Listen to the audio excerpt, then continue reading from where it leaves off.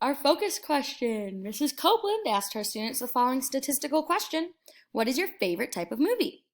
Determine the range of the given data. So remember, yesterday we found the mode, which was the number we saw the most of. Today we're going to find the range, which is the biggest number, minus the smallest number. All right, so again, let's take a look. Our graph here, our bar graph.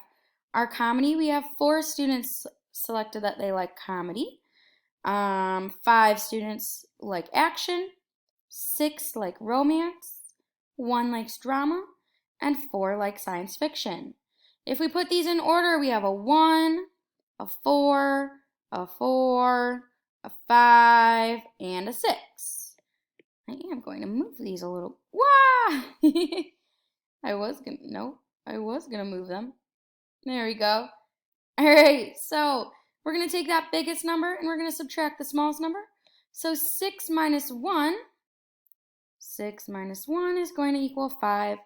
So our range is 5. So all you'll have to put there is 5. That range is 5. And that is going to be it for our focus question. Great job.